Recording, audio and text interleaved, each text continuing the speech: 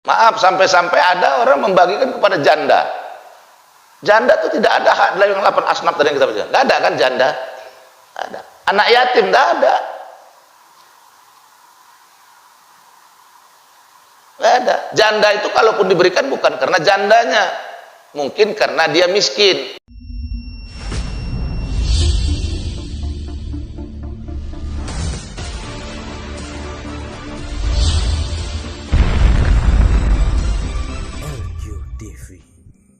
Rahmatan lil alamin. Alhamdulillah, pada pagi hari ini kita kembali melanjutkan taklim subuh kita masih dalam bab zakat, yang pada pagi hari ini terkait dengan orang-orang yang berhak menerima zakat. Orang-orang yang berhak menerima zakat hanya mereka yang telah ditentukan Allah Subhanahu wa taala dalam Al-Quran. Jadi orang-orang yang berhak menerima zakat itu sudah tertentu orangnya, ya, dan itu ada di dalam Al-Quran surat At-Taubah ayat 60, ya. Orang-orang yang berhak mengeluarkan zakat, ya, yang wajib mengeluarkan zakat itu sudah kita bahas kemarin-kemarin, ya, yang dibahas di dalam syarat-syarat, ya, membayar zakat, ya. Nah, maka hari ini kita membahas pula orang-orang yang berhak menerima zakat. Kemarin itu syarat-syarat orang yang mengeluarkan zakat. Orang yang mengeluarkan zakat disebut muzaki, orang yang menerima zakat disebut mustahab. Jadi ini adalah orang-orang yang berhak menerima zakat atau disebut dengan mustahab, ya. Adapun orang-orang yang berhak menerima zakat itu ada sebanyak 8 golongan, ya, 8 golongan di dalam Al-Quran surat At-Taubah ayat 60, ya. Sesungguhnya zakat-zakat itu hanyalah untuk orang-orang fakir, satu. Yang kedua, orang-orang miskin. Yang ketiga, pengurus-pengurus zakat. Yang keempat, para mu'alaf yang dibujuk hatinya untuk memerdekakan budak. Kemudian yang kelima, keenam, orang-orang yang berutang. Ketujuh, untuk jalan Allah. Yang kedelapan, orang-orang yang sedang dalam perjalanan. Itulah dia. Jadi ada 8 orang, ya. Nah, namun demikian dari 8 ini terdapat ikhtilaf, perbedaan pendapat tentang penjabarannya, ya. Golongannya ini sudah jelas 8 orang yang tadi, 8 macam atau disebut 8 asnaf, ya, 8 golongan. Tetapi dalam memahami 8 golongan ini, ulama kita berbeda-beda pendapat, khususnya di kalangan ulama mazhab yang 4, ya, baik oleh Hanafi menafsirkan miskin berbeda dengan Imam Malik. Imam Malik menerangkan masalah miskin berbeda dengan Imam Syafi'i dan Imam Hambali. Jadi ada perbedaan. Nah, disinilah terjadinya banyak ikhtilaf itu, berbeda dalam menafsirkan, berbeda dalam memahami ayat-ayat Al-Quran tadi. Bukan berbeda ayatnya, bukan berbeda suratnya, tapi berbeda cara memahaminya. Cara ulama kita memahami satu ayat itu tidak terlepas daripada situasi dan kondisi mereka tinggal di mana, ya kan, kondisi sosial masyarakatnya seperti apa. Jadi itu yang membuat perbedaan, karena mereka hidup tidak pada zaman yang sama, ya, tidak pada zaman yang sama. Sebagian memang hidup pada masa yang sama, tapi sebagian tidak hidup pada masa yang sama. Nah, kemudian juga mereka tinggal di daerah-daerah yang berbeda, saling berbeda. Jadi sosial masyarakatnya pun berbeda. Itu yang menyebabkan terjadi perbedaan pendapat terhadap pemahaman atau menafsirkan ayat-ayat Al-Quran, ya. Nah, baik, kita akan jelaskan satu persatu, ya. Nah, menurut mazhab Hanafi, mazhab Hanafi ini adalah Abu Hanifah ya. Nah, menurut beliau fakir, jadi fakir itu sama miskin itu beda ya. Menurut beliau fakir itu orang yang mempunyai harta kurang dari 1 nisab atau mempunyai 1 nisab atau lebih tetapi habis untuk keperluannya. Jadi orang fakir itu orang yang orang yang mempunyai harta kurang dari 1 nisab. Jadi hartanya kurang dari 1 nisab. Ya, tidak sampai 1 nisab. Dia menghitung dari hartanya. Ya. Atau mempunyai 1 nisab atau lebih tetapi habis untuk keperluannya. Hartanya ada satu nisab ya. Tapi habis untuk keperluannya. Nah, itu disebut orang fakir ya. Dah kemudian miskin, orang yang tidak mempunyai sesuatu pun. Jadi kalau di sini dia lebih memandang orang miskin itu di bawah dari orang fakir. Ini Imam Hanafi. Berbeda dengan Imam Syafi'i, berbeda dengan Imam Hambal. Kalau Imam Syafi'i dan Imam Hambal, ya, Imam Hambali itu mereka lebih membawahkan fakir. Fakir itu lebih miskin daripada orang miskin. Tadi sudah dijelaskan tadi ya. Nah, jadi kalau saya memang lebih cenderung ya kepada pendapat Imam Syafi'i bahwa fakir itu adalah orang yang lebih rendah daripada orang miskin ya. Nah, jadi kalau kita tengok di pendapat Imam Hanafi ini, orang fakir itu lebih sejahtera daripada orang miskin. Orang fakir masih ada hartanya. Kalau orang miskin di sini orang yang tidak mempunyai sesuatu pun. Nah, jadi lebih rendah orang miskin daripada orang fakir. Sementara kalau menurut Imam Syafi'i tidak begitu, lebih rendah lagi ya, lebih miskin lagi ya orang fakir. Nah, di situ perbedaannya. Nah, kemudian amil, orang yang diangkat untuk mengambil dan mengurus zakat ya, mereka tidak diberi kemudian mu'alaf, mereka tidak diberi lagi zakat sejak masa khalifah pertama. Jadi yang mengurus-ngurus zakat itu namanya badan amil ya, itu amil, orang yang mengurusi zakat. Mu'alaf, mereka tidak lagi diberi zakat sejak masa khalifah pertama. Siapa masa khalifah pertama? Khalifah pertama siapa? Iya, Abu Bakar. Jadi sejak masa khalifah Abu Bakar, orang-orang mu'alaf tidak lagi diberi zakat ya. Kemudian hamba atau budak, hamba yang telah dijanjikan oleh tuannya bahwa dia boleh menebus dirinya dengan uang atau dengan harta lain. Nah, seorang budak itu kan milik tuannya, atau hamba itu milik tuannya. Dia dibeli oleh tuannya, dibeli. Jadi kalau tuannya sudah menjanjikan uang zakat untuk memerdekakan seorang budak.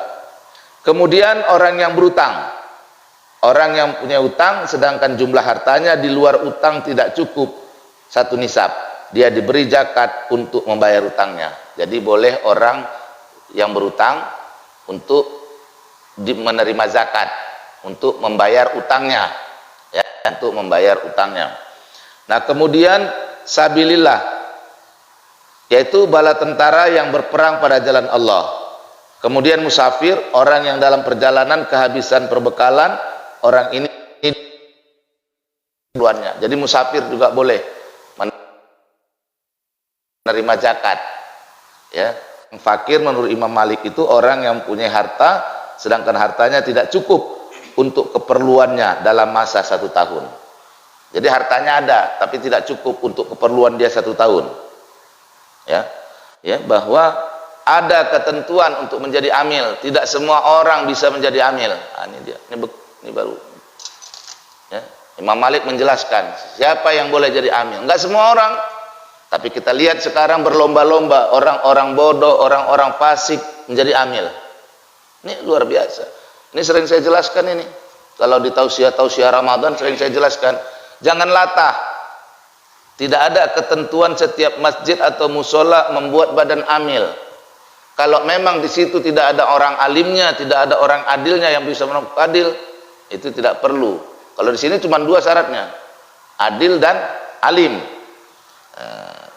Kalau yang lain-lain harus ada syaratnya, harus alim, tahu tentang ilmu zakat itu, harus orang yang faqih, tahu ilmu fikih, baru dia berhak bisa menjadi badan amil. Tapi kalau sekarang ini tidak ada ilmunya juga, kadang-kadang dia yang dibagi siapa juga dia nggak tahu, ketentuan-ketentuan siapa orang yang harus dibagi juga dia nggak paham, tapi berlagak menjadi amil. Kenapa? Di situ ada uang, orang berebut-rebutan untuk dapatkan uang di situ. Ini yang salah. Ya, nah, ini kita live ini alhamdulillah mudah-mudahan dengar. Jadi kalau memang nggak ada di satu tempat itu, di masjid itu tidak ada orang alimnya, tidak ada ulamanya, ya, tidak ada di situ, jangan buat situ badan amil. Dan kita pun sebagai orang yang membayar zakat pahami, kalau memang di tempat itu yang jadi amil tuh orang-orang yang tidak alim, orang-orang yang tidak terpercaya, nggak usah bayar zakat di situ. Itu badan amil yang batil, badan amil yang batil. Kehagian daripada tidak perlu sebuah masjid atau sebuah musola, memang nggak ada orang alim yang duduk di situ, tak usah buat badan amil di situ. Ini ada syarat, benar ini menurut Imam Malik, ada syarat, bukan semua orang bisa jadi amil, tidak, ke agama. Ini yang dituju dari. Jadi ini banyak akan mendatangkan kemudaratan yang seperti ini. Baik, kemudian mu'alaf. Menurut Imam Malik, sebagian mengatakan bahwa orang kafir yang ada harapan untuk masuk agama Islam, sebagian yang lain mengatakan bahwa orang yang baru memeluk agama Islam. Jadi menurut Imam Malik ini yang disebut mu'alaf itu orang yang baru masuk Islam atau orang yang belum masuk Islam tapi untuk membayar utangnya. Utangnya dibayar dari zakat. Kalau dia berutang bukan untuk sesuatu yang fasad atau jahat. Jadi boleh dibayarkan utang orang yang berhutang. Utang itu bukan untuk kejahatan. Ya. Musafir, sabilillah, bala tentara dan mata-mata juga harus jaga, juga harus untuk membeli senjata, kuda atau untuk keperluan peperangan yang lain pada jalan kalimat Allah. Nah, mereka juga berhak untuk mendapatkan zakat, ya, dan bagi mereka diberikan zakat, ya, karena mereka sebagai fisabilillah, orang yang berjuang, bala tentara, ya, yang tidak dapat gaji, ya, nggak dapat gaji dia. Kalau ada gajinya nggak perlu dikasih. Kemudian musafir, orang yang dalam perjalanan sedangkan ia memerlukan biaya untuk ongkos pulang ke negerinya dengan syarat keadaan perjalanannya bukan maksiat. Kemudian mazhab Hambali, mempunyai harta atau mempunyai harta kurang dari keperluannya. Nah, orang yang tidak punya harta itu fakir. Sedangkan orang miskin yang mempunyai harta seperdua keperluannya atau lebih, tetapi tidak mencukupi. Nah, ada hartanya orang miskin itu seperdua, ya, penebus dirinya.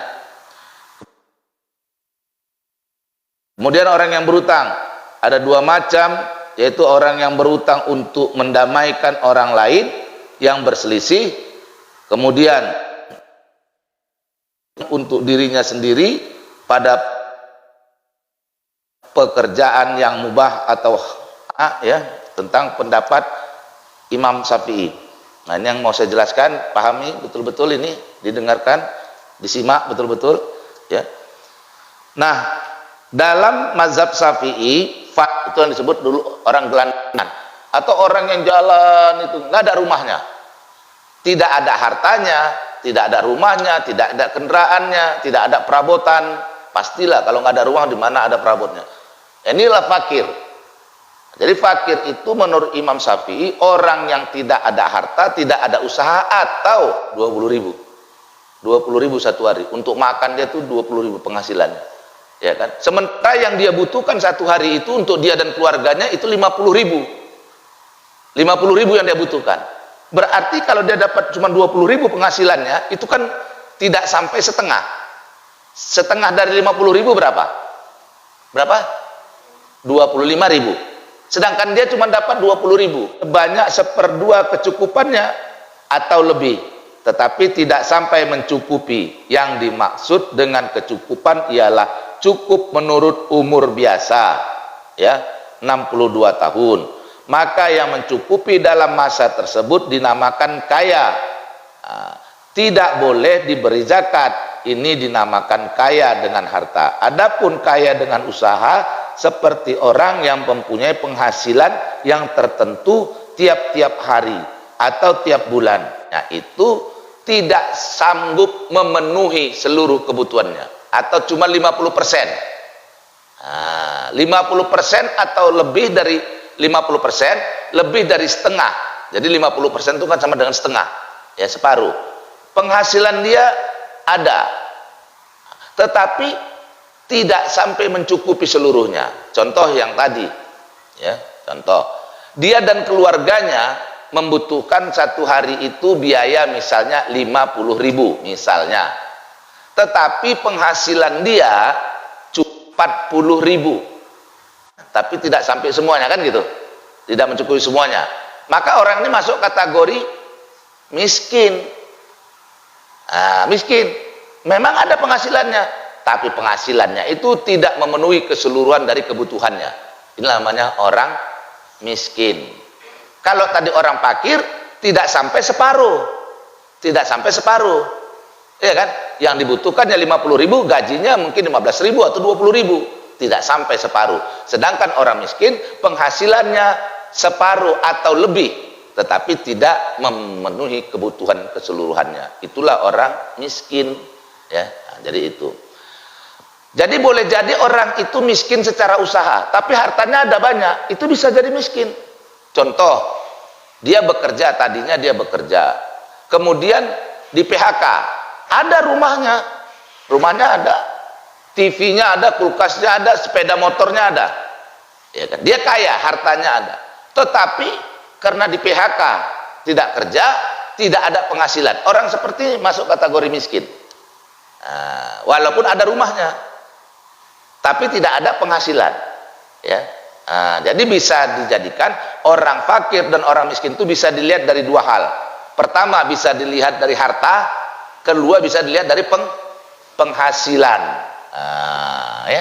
Ada orang kaya, tiba-tiba kena PHK, diberhentikan dari pekerjaan, ya kan? Kalau masih ada tabungannya, oke, makan tabungan. Ya. Jadi bisa jadi, ya. Jadi bisa ada harta, bisa ada penghasilan, ya, itu miskin, ya. Nah, jadi orang miskin itu yang pertama, orang miskin itu boleh jadi dia miskin karena usahanya, penghasilannya tidak sampai memenuhi kebutuhannya, yaitu miskin. Nah, jadi walaupun orang itu punya rumah, punya kendaraan, tapi penghasilannya tidak sampai, ya. Boleh jadi rumah tadi misalnya rumah warisan, dia menduduki rumah warisan, ada rumahnya, tapi dia nggak punya penghasilan. Rumah itu rumah warisan, dia termasuk miskin, bukan fakir, miskin. Kalau fakir itu nggak ada sama sekali, nggak ada harta, nggak ada penghasilan, itu orang yang miskin. Baik, yang ketiga amil. Semua orang yang bekerja mengurus zakat sedang dia tidak mendapat upah selain dari zakat itu. Jadi badan amil itu boleh menerima daripada pendapatan zakat itu, boleh badan amil, ya. Baik zakat fitrah maupun zakat mal, asal ada badan amil, ya. Cuman di kita ini kadang-kadang terlalu banyak musiman. Amil itu musiman, asal mau bulan Ramadan saja dibentuk badan amil, dan tugasnya hanya untuk zakat fitrah saja. Padahal badan amil itu tugasnya bukan untuk mengurus zakat fitrah, termasuk zakat mal dan semua jenis zakat. Oleh karena itu badan amil harus punya ilmu.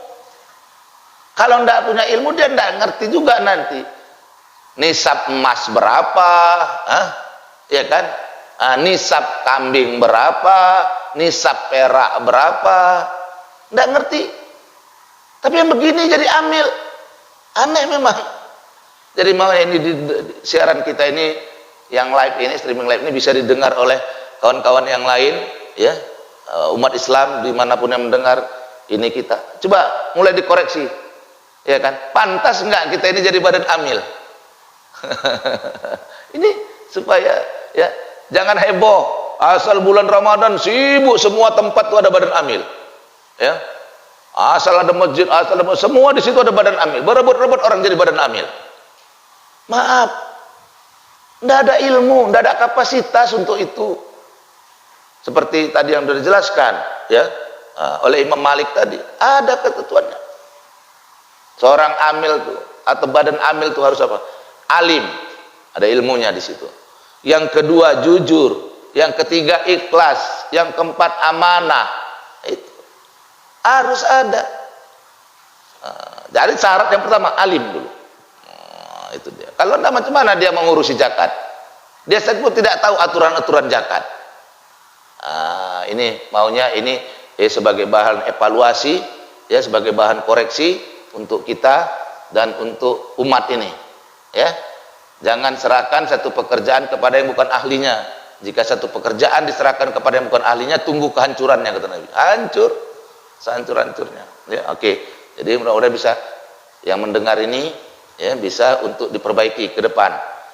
Lebih bagus di tempat tuh nggak ada badan amilnya. Kenapa? Nggak ada orang alimnya, nggak ada yang paham tentang zakat fitrah. Bukan asal-asal, tanggung jawab ini berat. Tanggung jawabnya berat sekali, bukan enak, ya. Mengerjakan sesuatu tidak dengan cara mengumpulkannya salah, cara membaginya salah. Maaf, sampai-sampai ada orang membagikan kepada janda. Janda itu tidak ada hak dalam 8 asnaf tadi yang kita baca. Tidak ada kan janda? Ada. Anak yatim tidak ada. Tidak ada. Janda itu kalaupun diberikan bukan karena jandanya, mungkin karena dia miskin, maka bukan dapat karena status jandanya, dapatnya karena miskin, dapatnya karena fakir, bukan karena jandanya. Dia janda tapi pensiunan PNS, pensiunan pegawai negeri, gajinya ada setiap bulan, rumah sewanya ada 4 pintu, rumah sewanya ada 4. Ini nggak berhak menerima zakat, tapi karena kebodohan badan amil, maaf terus terang saja, karena kebodohan, kejahilan badan amil, seperti ini diberikan. Tidak. Saya kalau Ramadan keliling safari Ramadan itu, ya, Ramadan itu kalau sudah masuk saya jelaskan ini, nggak ada haknya. Anak yatim juga nggak ada haknya. Nggak ada. Anak yatim itu disantuni, dibiayai, bukan diberikan zakat, bukan. Ditanggung sekolahnya, ditanggung biaya hidupnya. Kalau dia anak yatim yang miskin, kalau dia anak yatim yang kaya, maka diberikan kasih sayang kepada dia itu. Tapi kalau anak yatim yang miskin, disantuni, disuruh, bukan menerima zakat setahun sekali, bukan. Makanya di sini nggak ada anak yatim, nggak ada juga di sini janda. Begitu. Jadi anak yatim tuh nggak dizakati. Anak yatim itu disantuni, anak yatim itu dibiayai, bukan disantuni seperti ini setahun sekali dengan zakat. Kalau sekali setahun lah anak yatim itu dikasih duit, ya kan? Setahun itu ada 12 bulan, cuman 1 bulan jadi bulan Ramadan aja. 11 bulannya